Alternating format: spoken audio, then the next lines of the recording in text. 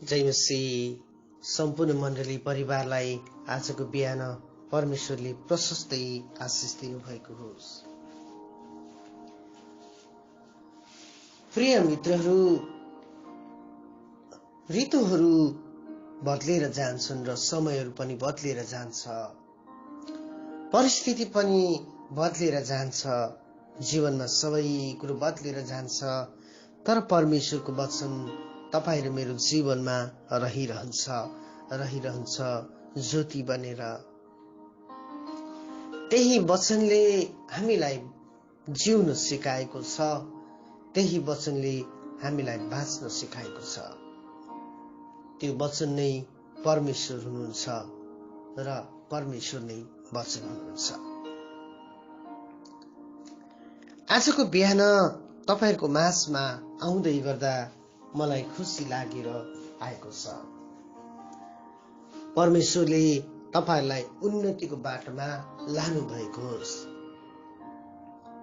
परमेश्वरले तपाईलाई दिन प्रतिदिन सहायता गर्नु भएको होस्।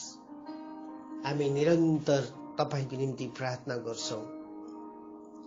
हामीले तपाईहरुलाई नदेखे तापनि, तपाईले हामीलाई नदेखे तापनि हामी आत्मामा एउटै हुन सक्छौं। आशा छ तपाईले हाम्रो लागि निरन्तर प्रार्थना गर्दै हुनुहुन्छ। परमेश्वर कति महान परमेश्वर हुनुहुन्छ, जसले हामीलाई प्रेरणा दिनुहुन्छ। प्रियरो, हिजोआज परमेश्वरले यस्तो मानिस खोज्दै हुनुहुन्छ जसले परिस्थितिमा पनि परमेश्वरलाई पुकारा गर्छ, जसले समस्या र आँधी बेरी बाढीको पहिरोबाट पनि परमेश्वरको महिमा र प्रचार गर्न छोड्दैन। परमेश्वरले हिजोआज त्यस्ता मानिसहरू खोज्दै हुनुहुन्छ। परमेश्वरको राज्यमा ती खेतालाहरूको जरुरत छ जसले आँधी बेरी आउँदा पनि, झरी बर्षात आउँदा पनि आफ्नो खेतलाई खन्न छोड्दैन, उले आफ्नो खेतमा काम गर्न छोड्दैन। त्यो मानिस परमप्रभुले खोज्दै हुनुहुन्छ। यस्तै एउटा घटना हामीले थाहा पाउँछौं दूसरा राजा 5 अध्यायमा।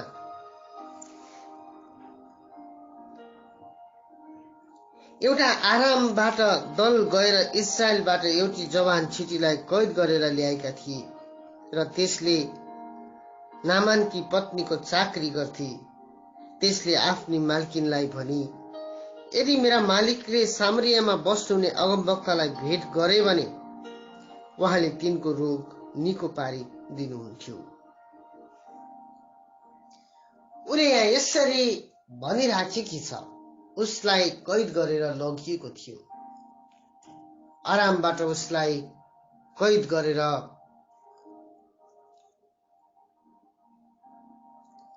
उसलाई लगिएको छ।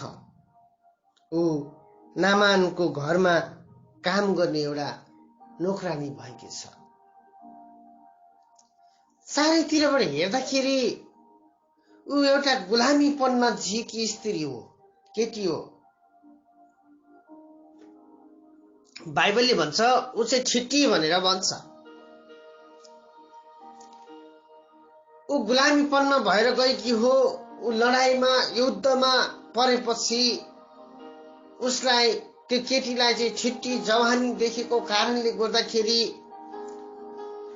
ती मानिसहरूले उसलाई उठाएर गुलाम बनाउन लगेका छन्, घरमा काम गर्न लगेका छन्।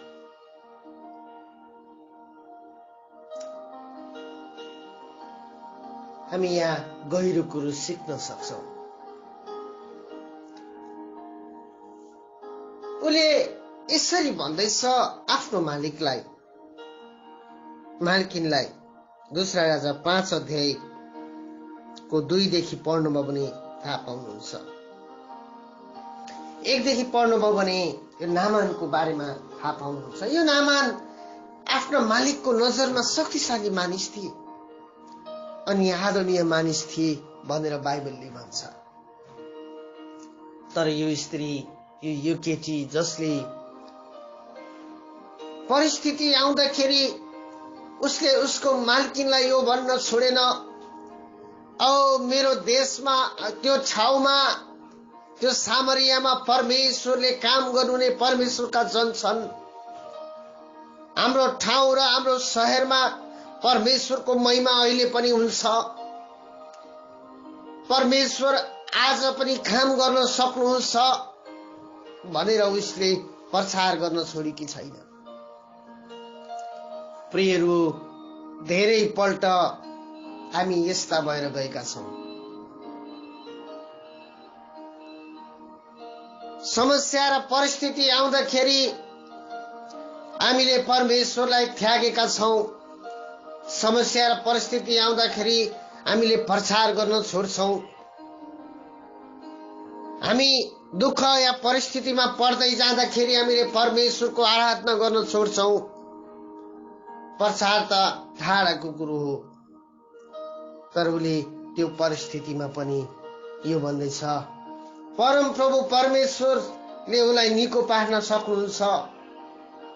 यदि मेरा मालिकले सामरियामा गएर अगमवक्तासँग भेट गरे भने उनी निको हुनेछन्।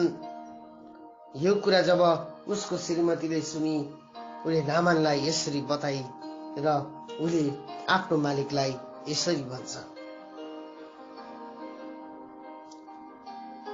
ऊ सामरियातिर लागेको छ। उसले त्यो देशको मालिकलाई, उसको राजाले लेटर लेखेको छ, उसको रोगलाई निको पारिदिनु। अनि राजा पनि त्यहाँ आएर रिसाएको छ, यसले त मसँग झगडाको न्यु पो खोजेको छ के म रोगबाट निको पार्न कसैलाई मौका पठाउँछ। हेर त त्यसले मसँग झगडाको न्यु खोज्छ भनेर तपाईले 7 पदमा पढ्न सक्नुहुन्छ। धेरैचोटि राजाको पदमा पुग्दा पनि मानिसहरूले यो बुझेका हुँदैनन् कि परमेश्वरले आज पनि काम गर्न सक्नुहुन्छ भन्ने। तर त्यो कैदमा परेकी छिटीले ठुलो रोल खेलेकी छ। उसले भन्छ, मेरो मालिकलाई सामरियामा पठाउनुहोस्, उनी निको हुनेछन्। प्रियहरू, जब ऊ सामरिया आयो, जब एलिसाले यो कुरा थाहा पाए र यसरी भने त्यो व्यक्तिलाई म कहाँ पठाइदेऊ, राजालाई यसरी खबर पठाए, नरिसाउनु, म कहाँ पठाइदिनु। प्रियहरू, जब ऊ नामान एलिसातिर पुग्यो, एलिसाले भने, गएर तिमी यर्दन नदीमा डुबुल्की लगाऊ, 7 पल्ट तिमी निको हुनेछौ। अगमवक्ताले यो भनेको कुराले उसलाई धेरै रिस उठेर गयो। ऊ फर्केर रिसाउँदै गयो, के मेरो देशमा यर्दन भन्दा, इजरायलमा भन्दा ठुला ठुला नदी छैनन् र शक्तिशाली नदी छैनन् र? मैले त यसो सोचेको थिएँ। उसले आएर मेरो शरीरमा आफ्नो हात फेरेर भन्छ होला, स्वर्गको परमेश्वरलाई पुकारेर भन्छ होला, निको पारिदेऊ। धेरै मानिसहरूले गरेका एक्सपेक्टेसन अर्कै हुन्छन्। प्रियहरू,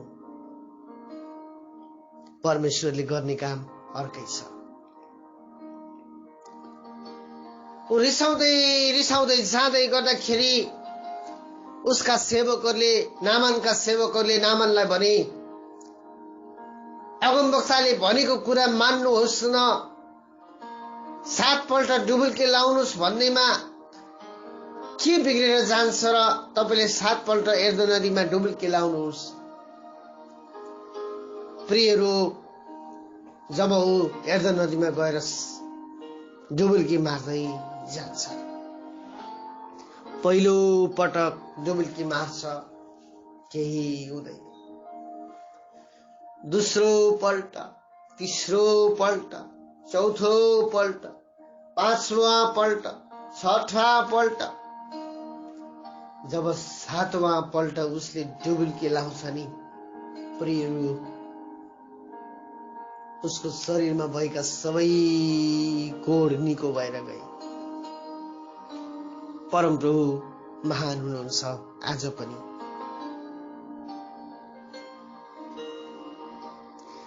आज पनि धेरै यस्ता मानिसहरू छन् जो आफ्नो कोडी अवस्थामा बाँचेका छन्। शरीरमा कोडी नहोला, उनीहरूको हृदय यस्तै कुराले फसिराखेको छ। आज पनि मानिसहरू समस्यामा छन्, परिस्थितिमा छन्। तपाईको अगाडि पछाडि यस्ता व्यक्तिहरू छन् जसलाई येशू ख्रीष्ट चाहिएको छ। तपाईको परिस्थिति भन्दा ठूलो येशू ख्रीष्टले काम गर्न चाहनुहुन्छ तपाईको गाउँमा, तपाईको ठाउँमा। तपाई जुन ठाउँमा हुनुहुन्छ, तपाई दुःख र कष्टसँग जिउनु भएको होला। के तपाईले यो दुःख र कष्टको साथमा येशू ख्रीष्टलाई मानिसहरूको अगाडि चिनाउन छोड्नु त भएन? यदि छोड्नु भयो भने होशियार हुनुहोस्, ती व्यक्तिहरू मरेर जाँदैछन्। ती व्यक्तिहरू समस्या र कोडमा परेर नष्ट भइराखेका छन्। आज ती व्यक्तिलाई यीशु ख्रीष्टको खाँचो छ। म तपाईलाई के भन्छु भन्दाखेरि, जस्तै परिस्थिति आउँदा पनि येशू ख्रीष्टलाई चिनाउन नछोड्नुहोस्। अनि ऊ फर्केर एलिसा कहाँ जान्छ। उसले ल्याएका सामानहरू, सुनका ती सबै कुराहरू ल्याएर जब उसले एलिसालाई दिन खोज्दा, अगमवक्तालाई दिन खोज्दा, उले एलिसाले लान मानेनन् र उनले भने, सामरियामा बाहेक अरू कुनै ठाउँमा परमेश्वर छैन। ओ यहाँको परमेश्वर, संसारको कुनै देवता पनि यहाँको परमेश्वर जस्तो छैन। यहाँको परमेश्वर संसारको देवी देवताहरू भन्दा ठूला छन्। उसले त्यहाँ परमेश्वरको तारिफ गरिराखेको छ। परमप्रभु परमेश्वर शक्तिशाली हुनुहुन्छ, जसले आज पनि हामीलाई निको पार्न सक्नुहुन्छ। तर तपाई कुन परिस्थितिमा भएर जाँदै हुनुहुन्छ? यस्ता मानिसहरू समाजमा छन् जसलाई आज पनि चङ्गाईको खाँचो छ, जसलाई आज पनि यीशु ख्रीष्ट चाहिएको छ, जसलाई आज पनि शान्ति र आराम आनन्द चाहिएको छ। प्रियहरू, के तपाई तपाईको समस्यालाई लिएर बसिराख्नु भएको छ? यदि बसिसक्नु भएको छ भने, त्यो समस्यालाई बोकेर बस्नुहुन्छ भने, ती मानिसहरूले कहिले पनि परमेश्वरलाई पाउने छैनन्। ती मानिसहरूले कहिले पनि परमेश्वरको कार्यलाई देख्ने छैनन्। कारण तपाई आफै तिनीहरूको चङ्गाईको कारण बन्न पर्छ। जसरी यो केटी नामानको चङ्गाईको कारण बन्न सकी, ऊ कैदमा पर्दा पनि उसले यो भन्न सकी, मेरो परमेश्वरले मेरो मालिकलाई निको गर्न सक्नुहुन्छ। मेरो ठाउँ र मेरो गाउँमा मेरो परमेश्वर हुनुहुन्छ। मेरो परमेश्वरले यो मालिकलाई निको पार्न सक्नुहुन्छ। ओ सामरियामा मेरो परमेश्वर हुनुहुन्छ। मेरो परमेश्वर आज पनि जिउँदो हुनुहुन्छ। मेरो परमेश्वरले आज पनि शक्तिशाली काम गर्न सक्नुहुन्छ। मेरो परमेश्वरले आज पनि त्यो ठाउँबाट निकाल्न सक्नुहुन्छ। आज पनि त्यो चङ्गाई मेरो परमेश्वरले दिन सक्नुहुन्छ भनेर उसले प्रचार गर्दैछ। समस्याको बाटो भएर जाँदा पनि उसले यसरी प्रचार गर्दैछ कि मेरो शहरमा येशू ख्रीष्ट हुनुहुन्छ। हालेलुया। के तपाईमा यो भन्ने आँट छ? तपाईलाई जेलमा पर्नु पर्दा पनि के तपाई प्रचार गर्न तयार हुनुहुन्छ? तपाई कैदमा जाँदा के प्रचार गर्न तयार हुनुहुन्छ? यदि तपाई कैदमा पर्नुभयो भने के गर्नुहुन्छ? कसरी त्यहाँबाट निस्किने, कसरी त्यहाँबाट उम्किने भनेर वकिल या के खोज्नुहुन्छ? या तपाई प्रचार गर्न थाल्नुहुन्छ जेलभित्र? परमेश्वरले तपाईलाई जहाँ लानु हुँदैछ नि त्यो ठाउँ एउटा शक्तिशाली ठाउँ छ। परमेश्वरले त्यही ठाउँमा तपाईको जीवनबाट काम गर्न लाग्नु भएको छ। तपाईँ जस्तो परिस्थितिमा हुनुहुन्छ नि त्यही परिस्थितिमा परमेश्वरले काम गर्न लाग्नु भएको छ। तपाईँ जुन चाहिँ ठाउँमा हुनुहुन्छ त्यही ठाउँबाट परमेश्वरले तपाईको जीवनमा काम गर्न लाग्नु भएको छ। धेरै मानिसहरूका बानी हुन्छन् परिस्थितिबाट भाग्ने। ओ मेरो जीवनमा यो परिस्थिति आयो, अब म यहाँबाट भाग्न पर्छ, यो मेरो ठाउँ होइन होला, अब म यो ठाउँ छोड्न पर्छ। धेरै मानिसका यस्ता विचारहरू छन्। यो केटीको हिम्मतले गर्दा नामानले परमेश्वरको महिमालाई देख्न सक्यो। यो केटीको हिम्मतले गर्दा, यो केटीले प्रचार गरेको कारणले गर्दा नामानले परमेश्वर सर्वशक्तिमानको महिमालाई देख्न सक्यो। उहाँ आज पनि पृथ्वी भन्दा, यो संसार ब्रह्माण्ड भन्दा ठूलो परमेश्वर हुनुहुन्छ। आज पनि उहाँले कार्य गर्न सक्नुहुन्छ भन्ने कुरा उले थाहा पाउन सक्यो। प्रियहरू, हामीले यस्तो कुरो याद गर्नुपर्छ। तपाईँ जहाँ पनि हुनुहुन्छ यो कुरा याद गर्नुहोस्। परमेश्वरले तपाईलाई तपाईको परिस्थितिबाट, तपाईँ जुन परिस्थितिमा हुनुहुन्छ त्यहीबाट इस्तेमाल गर्न चाहनुहुन्छ।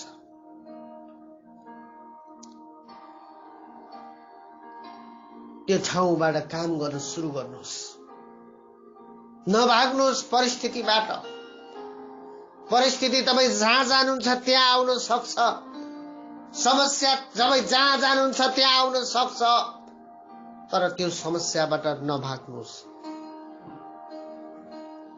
परमेश्वरले तपाईलाई त्यो ठाउँबाट उठाउन चाहनुहुन्छ। यो केटीको बारेमा धेरै लेखिएको छैन। यो केटीको बारेमा एउटै कुरा लेखेको छ।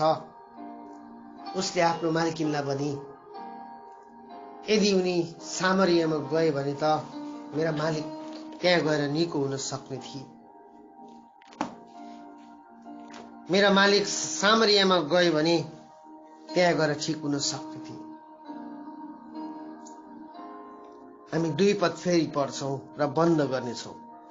अब आरामबाट दलहरू गएर इजरायलबाट एउटी जवान ठिटीलाई कैद गरेर ल्याएका थिए र त्यसले नामानकी पत्नीको चाकरी गर्थी। त्यसले आफ्नी मालकिनलाई भनी, यदि मेरा मालिकले सामरियामा बस्न हुने अगमवक्तालाई भेट गरे भने उहाँले तिनको रोग निको पारिदिनु हुने थियो। यो केटीले यो नामानलाई देखेकी थिए। हरेक दिन नामान तडपिराखेको थियो। ऊ बाहिरबाट उले सिपाहीको लुगा लाउँथ्यो, बाहिरबाट उले कप्तानको लुगा लाउँथ्यो, अनि ऊ यति शक्तिशाली भएर देखिन्थ्यो। बाहिरबाट हेर्दा भरपूर भएको मान्छे ऊ देखिन्थ्यो। तर ऊ हरेक दिन घर आएर जब उसले आफ्नो लुगा खोल्थ्यो, उसको शरीर कोडले सेतो सेतो भएर उसको शरीरमा उलाई समस्या थियो, ऊ तडपिन्थ्यो। यो केटीले देखेकी थिए।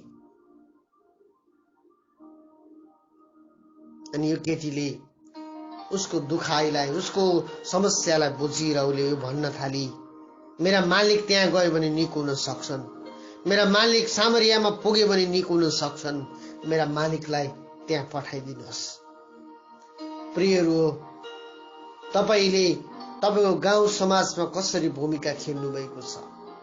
त्यस्तै तडपेका मान्छेहरू छन्, त्यस्तै समस्यामा परेका मान्छेहरू छन्, तिनीहरूलाई तपाईले कसरी निकाल्नुहुन्छ? प्रियहरू, तपाईको जीवनमा प्रभुले काम गर्न लाग्नु भएको छ। आज बिहान यो भन्नुहोस्, प्रभु म जहाँ छु त्यहाँबाट काम गर्छु, मलाई यहीबाट काम गर्न दिनुहोस्, मलाई यहीबाट मेरो जीवनमा इस्तेमाल गर्नुहोस्, मलाई प्रभु मलाई यही ठाउँबाट युज गर्नुहोस्, म इस्तेमाल हुन चाहन्छु। परमेश्वरले तपाईलाई प्रशस्तै आशिष दिनुहुनेछ। प्रिय मित्रहरू, परमेश्वरलाई यो भन्नुहोस्, प्रभु म आज तपाईको निम्ति युज हुन चाहन्छु। परमेश्वर पिता, धन्यवाद दिन्छौं आजको बिहान यो वचनले तपाईको छोराछोरीको जीवनमा काम गरेको होस्। उनीहरूलाई दिनटो दिन तपाईतिर फर्किन दिनुहोस्। येशूको नाममा आमेन।